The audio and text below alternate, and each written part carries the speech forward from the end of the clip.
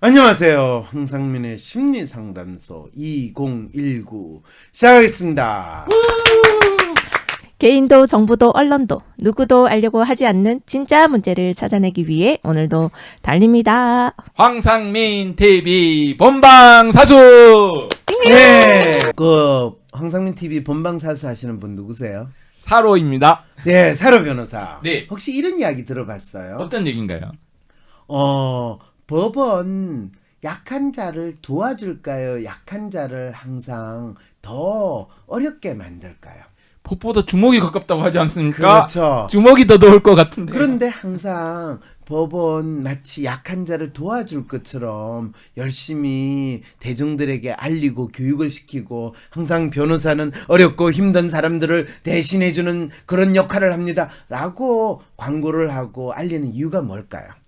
그럼 더 멋있는 직업이 되지 않습니까? 변호사는 약자를 보호하고 인권을 옹호하고 그게 변호사법 1조에 들어와 있거든요. 그렇죠. 그런데 법 공부하시는 분 중에서 논리를 어떻게 포장을 해가지고 이야기하는지 혹시 들어보신 적 있으세요? 저희들끼리 사실 있으면 변호사가 상인이지 돈을 버는데 왜 상인이라 아니라 그래. 밖에 나가서는 또 반대로 얘기하시는 것 같긴 하더라고요. 그럴 때 제가 어떤 이야기를 법 공부하시는 분한테 들었냐 하면 법은 자신의 권리 위에 잠자는 자를 위해서 뭐 어쩌고 저쩌고 이런데 그 표현 정확히 어떻게 되죠? 이 권리 위에 잠자는 자는 보호하지 않는다라는 법원이 있습니다. 이게 법 공부하는 사람들이 잘 쓰는 표현이 권리 위에 잠자는 자를 보호하지 않는다인데 모든 사람들이 가지는 문제는 뭐냐 하면 지 권리가 뭔지를 모르고 산다는 거예요. 그러면 권리 위에서 일어나가 깨어가지고 앉아있고 달리고 하는 사람은 그럼 보호할까요? 안 보호할까요? 그래서 변호사들이 늘 하는 말이 있습니다. 법은 어려워야 한다. 그래야 모르지 않겠습니까? 그렇죠.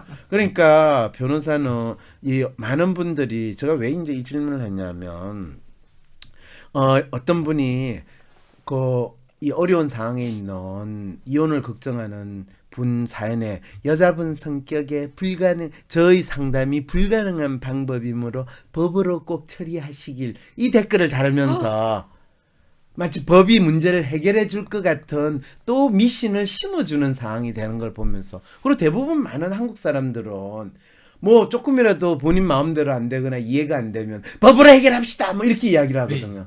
그게 뭐냐 하면 이 강자의 논리, 강자가 법이라는 이름으로 국민들을 세뇌시키고 노예로 만들다 보니까 노예들이 법이 본인들한테 도움이 안 된다는 것조차도 모른 채로 저도 그런데요.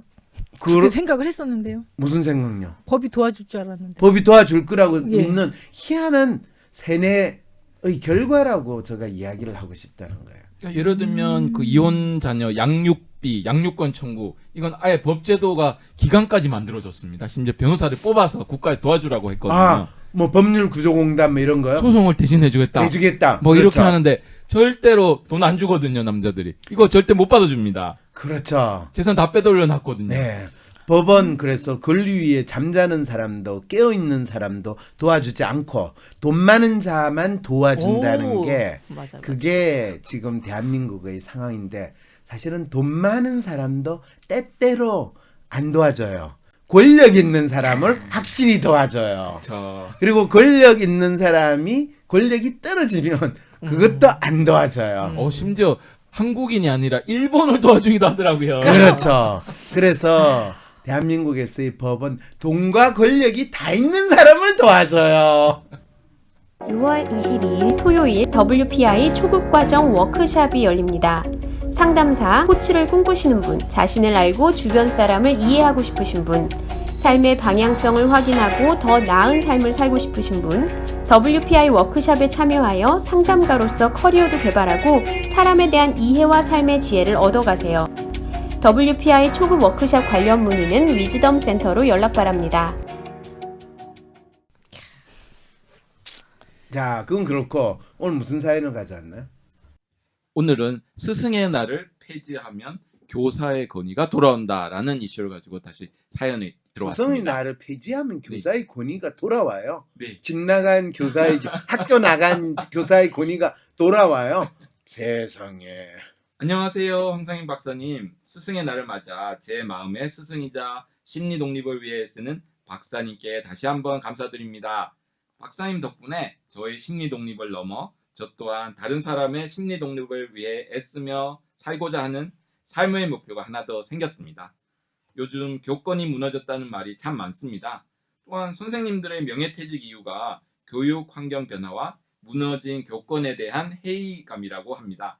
그 와중에 교권을 회복하기 위한 방법으로 스승의 날을 폐지하고 안되면 교육의 날로 바꾸자는 내용의 기사를 보게 되었습니다.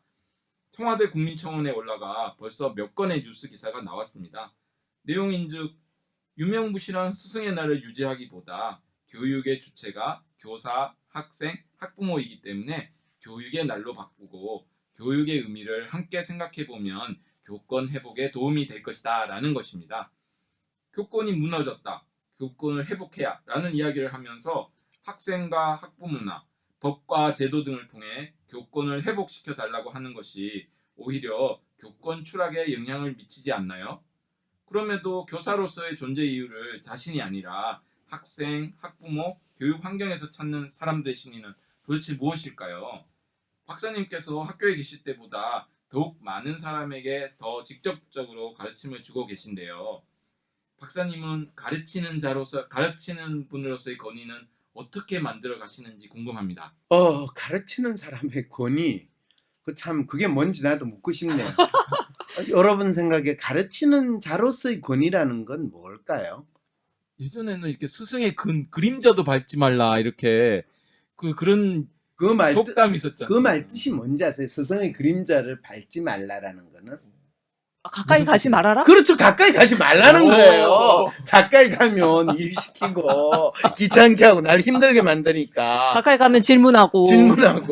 질문하는 거야 뭐 받을 수는 있는데 어쨌든 한 대 얻어맞거나. 근데 그거를 가르치는 자로서의 권위라고 이야기한다면 가까이 가지 말아야죠, 당연히. 그래서 내가 묻고 싶은 거야. 가르치는 자로서의 권위라고. 나는 사실 내가 가르치는 자로서의 권위라는 거를 어떤 모습으로 보여줬을까 라는 것도 나한테 한번 생각해. 혹시 사로 변호사, 네. 강복 아줌마, 네. 이방인님, 네. 저가 혹시 조금이라도 여러분들한테 가르치는 자로서의 권위라는 거를 보여줬거나 그런 거를 혹시 느끼신 적이 있으세요? 그게 뭔지를 모르니까 여러분들이 조금이라도 그런 단어하고 표현할 수 있는 거. 가르치시려고 되게 엄청 이렇게 이해시키려고 자세한 설명을 해주시는 거는 저희가 느껴지는데요. 아, 그래요? 근데 그걸 가르치는 느낌인가요? 권위라는 단어랑은 너무 안 어울리시는 거. 그렇죠. 그리고 지난 5월 15일 날 뭐 저희 아무도 박사님 떠올리지 못 죄송스럽지만 전 떠올렸어요. 생각은 오. 했어요. 스승님인데 생각은 했어요. 예. 그럴 때 근데 권위적이라는 이방인께서는 저를 스승이라고 생각했던 거는 어떤 이유로 생각을 하신 거예요? 삼인행에 필요하사라 이래가지고 지금 이 사로 변호사하고 저하고 이방인하고 셋이서 차를 마시고 있으면 저 중에서 한 사람 찍어서 그냥 저를 스승이구나 이렇게 생각하신 거예요? 근데 저는 평소에 누가 스승이고 누가 제자고 이런 생각을 안 했거든요. 그냥 그렇죠, 다 그렇죠. 같이 스승이고 다 같이 제자지. 그렇죠. 같이 네. 공부하는 거 아니겠습니까? 그렇죠. 예. 그럴 때 지금 물어보는 거예요. 저도 몰라서. 스승으로서의 권위라는 거. 저는 권위라는 것은 그 사람에 대한 뭐 나름대로의 존중, 또 그 사람의 권위 말 자체가 권세와 위세잖아요. 저 사람이 나에게 영향력을 미치고 있다라는 걸 내가 생각하는 거잖아요. 네. 그 힘이 됐든 지식이 됐든 스승이라고 할 때는 대개는 지식이나 그 사람한테 내가 배울 게 있다. 또 저 사람이 가진 지식은 놀랍다. 저 사람의 판단력이나 통찰은 어메이징. 이렇게 될 때는 우리는 그런 저 사람이 돈을 많이 가졌으면 돈에 대한 영향력을 생각하면 그게 이제 권위라는 건 그렇게 생각하는 거거든요. 권력이냐, 다른 위세, 영향력이냐. 그럴 때 스승으로서 권세와 위세, 뭐 보통 일반적으로 내가 니한테 학점 준다. 이렇게 되면 내가 니한테 점수 준다. 이렇게 되면 이제 교수로서 어떤 권위를 내세우는 게 바로 그거죠. 니 그래 열심히 해봐. 뭐 어차피 내가 널 붙게 하고 떨어지게 하는 건 내거든. 그래서 알아서 해. 약간 뭐 이런 거. 갑과 을스러운 그런. 그렇죠. 권위라는 거는 한국 사회에서의 권위라는 건 갑질하는 거예요. 근데 요즘 이렇게 오히려 교수 평가 이런 걸 많이 하게 되면 교수님들 하시는 말씀이 요즘 학생들은 막 욕설도 하고 이 권위가 다 무너졌어 이런 말씀 많이 그렇죠. 하시거든요. 본인이 이제 일방적인 갑질을 못 하죠. 그래서 교수 평가할 때 이 교수들이 그러죠. 학기 말쯤 돼가지고 너희들 교수 평가할 때 알아서 해. 그리고 이제 학생들 눈치를 보면서 일단 점수를 엄청 잘 줄 것처럼 하고 거의 전부 다 뭐 A 줄 것처럼 이야기하는 거. 그리고 중간고사는 보통 교수들이 이 시험 성적을 엄청 좋게 점수를 줘요. 그러면 이제 학생들이 그냥 학기말 성적 나오기 전에 교수 평가를 하거든요. 이 교수님 훌륭하세요, 좋아요, 뭐 이렇게 해가지고 엄청 교수 평가 점수를 높게 만들어 놓고 이제 그냥 상대 평가는 어쩔 수 없이 점수를 주고 평가 앞에서는 교수님들 을이 되네요. 그런 교수들이 있고 저 같은 사람은 그거 신경 안 쓰거든요. 그러니까 학생들 입장에서 아주 꼴보기 싫을 수도 있죠. 그래가지고 사실은 저 교수 평가 보면 극과 극을 항상 나눠져 있어요. 그런데 그거는 왜 그런지 알거든요. 어쨌든 뭐 지금 여러분들한테 내가 대하는 게 뭐 학생들 가르칠 때 뭐 별로 차이가 있겠어요, 없겠어요? 없을 것 같습니다. 네, 그게 저희 문제이긴 해요. 근데 그렇다고 저 수업만 골라서 듣는 애도 있고 저 수업은 절대로 안 듣는 애들이 있고 그렇게 딱 구분되니까 뭐 그건 할 수 없죠. 뭐. 그건 그렇고 그래서 내가 물어보는 거예요. 가르치는 자로서의 권위라는 것이 현재 일반적으로 느끼는 게 무엇이며 나는 내가 생각할 때 가르치는 자로서의 역할은 내가 충실하려고 했는데 거기에서 권위를 얻으려고 했다. 권위를 부리려고 했다라는 건 저 사전에는 사실은 없어요. 뭔가 제 느낌에는 자기가 잘 가르치지 못하니까 갑질이라도 해야겠다 이런 느낌이 들어요. 그게 어쩌면 대한민국 교육에서 교권이 무너졌다라는 말과 동일하다라고 한다면 그거는 교권이 무너지는 게 차라리 좋은 거예요, 나쁜 거예요? 그런 잘못된 권세와 이를 부리는 거, 위세를 부리는 거는 오히려 낮아지는 게 맞는 것 같아요. 그렇죠. 예를 들면 수시 평가를 강화를 해서 이 선생님들이 학생을 평가하게 하니까 이 완전 갑질을 하고 있거든요. 사실은 이 정교조든 또는 교사 집단이 본인들이 권위를 유지하기 위해서 만든 아주 중요한 입시 제도가 뭔지 아세요? 뭔가요? 학생부 종합전형이에요. 학종. 학종이에요. 학종이 말은 학생들이 이 내신에 신경을 쓰고 다양한 교과 활동을 통해서 어쩌고 저쩌고 하지만은 가장 거기 밑바닥에 깔려 있는 거는 교사로서의 권위를 유지할 수 있고 왜? 학종을 하면 모든 교과목 선생들이 다 갑질을 할 수 있는 아주 권세를 확실히 부릴 수 있게 되거든요. 그리고 네가 아무리 이 뭐 수능을 잘 봐도 학종에서 일단 어긋나면 니는 좋은 대학 못 가거든. 이 권세를 누릴 수 있고 부릴 수 있다라는 거. 제가 이렇게 이야기하면 교사 집단이 거의 저를 죽이겠다고 난리를 칠 수 있겠죠. 근데 아니라고 이야기할 수 있는 분이 있으면 저는 그분 이야기를 듣고 싶어요. 학종은 학생부 종합 전형이라고 해요. 그러면 학종 이꼴 갑질 시스템인 건가요? 교사 갑질 시스템이라는 거죠. 그런데 사실은 학종이 되면서부터 학생들이 교사들 말을 조금이라도 듣기 시작했다. 이런 이야기도 분명히 나오거든요. 교사들은 그걸 너무 잘 알아요. 그래서 지금 공교육이 노예교육의 연장이고 그리고 진보에서는 학종을 왜 유지 학대하려 할까요? 그거는 진보라고 표현하기보다는 그게 진보냐 보수냐의 차이 아니에요. 왜냐하면 MB 때 박근혜 때 학종이 더 계속 확장되어 왔거든요. 근데 그걸 진보인 것처럼 돌리고 있는 게 지금 사실 문재인 정권 이 교육 정책이나 교육을 담당하시는 분들의 시각이죠. 왜냐하면 그분들도 사실은 교육의 문제에 대해서 정확하게 보는 게 아니라 기존에 있는 데서 다른 특별하게 마치 학생들의 권리 또는 교사들의 권리 이런 게 유지될 수 있는 방법, 목소리가 더 나올 수 있는 것, 학종을 확대하는 거다 이런 식의 이야기밖에 할 수 없는 멘탈리티, 심리 상태, 마음이기 때문에 그런 거죠. 하긴 뭐 진보나 좌파나 뭐 마르크스주의나 어떤 그런 이론 학파를 보더라도 뭐 교육에 대해서 특별히 얘기하신 분은 없으시거든요. 그냥 지금 소위 진보나 좌파라고 하는 분들 중에 교육하는 분들이 이거 하자 저거 하자 그래서 그걸 따라가는 것처럼 보이거든요. 맞아요. 그래서 사실은 이 처음 문재인 정권에 이 초대 교육부 장관 하셨던 분, 그분은 좌파 성향이라고 뭐 난리를 치고 그랬지만은 그분의 삶은 지극히 우파 성향이고, 그분이 좌파를 간 거는 우파에서 안 끼워주니까 좌파에 가가지고 본인이 이 세력을 모았던 그 활동이지 않았을까 이 생각이 더 드는 거죠.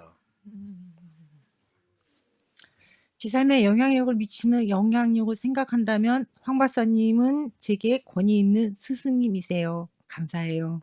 라고 댓글 다셨습니다. 그래서 어쨌든 간에 이분 사연에서요. 학생과 학부모나 법과 제도 등을 통해 교권을 회복시켜 달라고 하는 것이 오히려 교권 추락에 영향을 미치지 않나요? 맞아요. 왜냐하면 교권의 이슈를 이야기하는 것은 교사들의 문제거든요. 교사들이 본인들의 존재감을 스스로 이 본인들이 역할을 하는 학생이나 학부모들한테 가질 수 없다고 느끼면 그거는 학생이나 학부모의 문제를 논의하기 전에 교사들이 적어도 자기가 하고 있는 역할이나 본인의 직업에 대한 정체성 이 부분에서 문제가 발생했다는 거예요. 그거를 스승의 날, 의사의 날, 변호사의 날, 의사의 날, 변호사의 날 그런 거 혹시 있어요? 없습니다. 없어요? 법의 날 이런 건 들어봤는데. 법의 날은 네. 있어도. 그렇죠. 왜 없을까요? 그냥 프로페셔널 직업이고 뭐 숭앙하거나 뭐 기념비 할 일은 아니잖아요. 그럼 스승의 날은 왜 있을까요? 그러니까 동방예의지국 유교 이런 데서 스승이 가지는 위치가 굉장히 높고 숭상해야 되지 그럼 않을까 그거는 하는 직업으로 봤던 거예요? 아니면 직업으로 보지 않았던 거예요? 직업이 아니고 굉장히 고귀한 어떤 지위를 본 것 같은데요. 지위나 임무, 자기 소명으로 봤던 거죠. 소위 말해서 목사님이나 신부님이나 선임처럼. 그거를 교사의 역할이라고 했는데 그게 정교조라는 게 만들어지면서부터 이거는 선임 노조가 만들어지고 목사 노조가 만들어지고 신부 노조가 만들어지는 거고 똑같은 상황으로 우리는 직업으로 바뀌겠다는 거예요. 그러면 스승의 날이라는 거는 없어져도 상관이 없는 상황이 됐다는 네. 거죠. 직업적인 사명은 없어지고 권리만 찾는 그 이분들. 상황이 스승의 날이 돼. 그래서 그게 있으나 없으나 이미 본인들의 직업적인 정체성을 직업이라고 생각을 한다면 교사가 이미 그런 직업적인 거를, 그런데 비서의 날 이런 것도 있어요. 사실은 그 직업에 있는 사람들끼리 만들어 가지고 얼마든지 하거든요. 네. 의사의 날도 있을 거예요. 변호사의 날이, 법의 날이 변호사의 네. 날이지 뭐 국군의 날이 군인 날이고 왜 없어요? 없기는 이 법하는 사람들은 이렇게 다 교묘하게 돌려서 이야기를 해. 그리고 또 법의 날에 변호사한테 표창하고 이러더라고요. 그럼요. 그럼에도 교사로서의 존재 이유를 자신이 아니라 학생, 학부모, 교육 환경에서 찾는 사람들의 심리는 뭘까요? 그 교사가 자기의 삶이나 역할에 있어서 소명을 잊어버리고 그것을 단순히 직업이라고 생각할 때, 직업 환경이 우리가 험한 직업이에요, 우리가 위험 직업이에요, 우리가 저임금 막노동에 시달리는 직업이에요, 이런 상황으로 자기 자신의 역할을 볼 수밖에 없는 상황이라는 걸 알려주고 있는 거죠. 사람들이 생각하는 교사의 이미지라고 하는 건 안정적인 직업으로 보지. 그렇죠. 그렇게 되는 순간 스승의 날은 진짜 교사 스스로가 그건 없다라고 생각을 하고 그걸 없애야 되는 거예요. 네. 그리고 그걸 굳이 유지하고 싶으면 본인은 직업으로서 내가 이 일을 하는 게 아니라 내 역할로서 활동으로서 하고 있으니까 내가 만나는 사람한테 항상 나는 조금이라도 내가 가르침을 공유하고 배우는 자세를 서로 같이 공유하고 경험하는 삶의 방식이나 태도를 유지하는가를 물어보는, 그거를 경각시키는 날이 스승의 날이지. 이 갑질한다고 얼들한테 서성의 은혜는 하늘 같아서 이런 찬양가를 받는 그날은 아니라는 거를 스스로 그 직업에 있는 분들이 생각해보는 날로 생각한다면 있으면 나쁘지도 않죠. 네.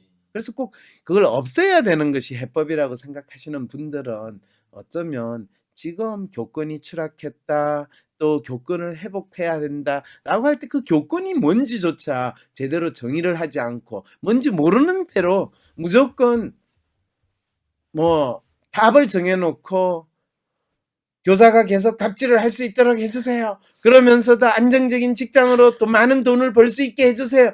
이런 마음에서 조금 더 벗어나지 못했다 정도는 우리가 이해를 하는 게 맞다는 거죠. 이 나라 교육이 왜 이렇게 되는지 알겠습니다. 네. 마치 학원처럼 지식만, 시험 정보만 주는 곳으로 학교를 생각하게 된 것 같습니다. 저희 황상민 TV에서는 시사 이슈와 관련한 대중의 반응과 개인의 심리 반응을 분석합니다. 어떤 주제든지 인간의 심리가 담겨 있기에 전부 다룰 수 있습니다. 설욕황 지메일 또는 카톡으로 간편하게 질문을 보낼 수 있습니다.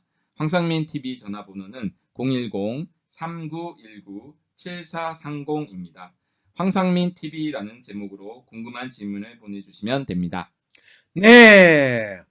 뭐 교사를 악마 덩어리라고 표현하는데 그거는 우리가 목사 직업을 가지신 분, 신부님은 그런데 직업이라고 잘 안 하죠, 그죠? 예. 그다음에 스님도 직업이라고 그래요? 직업 아니신 것 같아요. 목사는 왜 직업이라고 그래요? 사업처럼 하시는 것 같아요. 사업을 물려주고 막. 교회를 그 소유하시잖아요. 소유하기 때문에. 근데 스님도 저를 소유하잖아요. 소유하시는 분도 계시죠. 예, 교단이나 뭐 조계종 뭐 이런 게 있지만 그래서 소유하시는 분도 있고 네. 그걸 서로 차지하려고 싸우는 스님도 네. 있고, 그래서 사실은 목사님이든 신부님이든 스님이든 이분들이 삶이 더 힘들어지고 그분들의 말도 크게 영향력을 미치지 못하게 된 것도 그것을 직업이 되고 직업인으로 살아가는 모습이 됐기 때문에 교사도 마찬가지가 됐다라는 것 정도로 우리가 인식한다면 각각의 더 이상 직업이 아니라 자신이 하는 삶에 있어서의 소명으로서 각각의 직업의 정체성이 뭔지를 알아볼 필요가 있지 않을까라는 생각이 드네요. 변호사도 마찬가지고 의사도 마찬가지지 않겠어요? 네. 네. 자, 그러면 오늘 나오신 세 분 감사합니다. 감사합니다. 안녕히 계세요. 쏟아지는 기사 속에 진짜 문제를 밝히는 등불로 여러분과 함께하기 위해 황상민 TV로 찾아뵙겠습니다. 전용 스튜디오를 마련할 수 있도록 많은 후원 부탁드립니다. 황상민 박사님께 상담을 받고 싶으신가요? 비슷한 WPI 프로파일 상담 사연을 봐도 알 수 없었던 자신의 본질적인 문제를 파악하고 구체적이고 실용적인 해결 방법을 얻으실 수 있습니다. 지금 바로 자기 삶의 통찰을 얻으시고 원하시는 삶을 살아가세요. 관련 문의는 WPI 심리상담 코칭센터로 문의 바랍니다. 나는 소심한 사람인 것 같은데, 아니, 어떨 때는 활발하기도 하고, 나도 모르겠는 나의 진짜 마음을 밖으로 꺼내서 눈으로 볼 수도 없고, 어떻게 해야 진짜 내 마음을 확인할 수 있을까요? 내 마음의 MRI, WPI 검사를 해보세요. WPI는 대한민국 대표 심리학자 황상민 박사님이 10여 년간 연구 개발한 성격과 라이프 스타일의 과학적인 진단 방법입니다. 내 마음을 비춰주는 마음의 거울 WPI. 내가 어떤 사람인지 지금 알아보세요. WPI 검사는 인터넷 검색창에 황상민의 심리연구소를 검색해서 할 수 있습니다.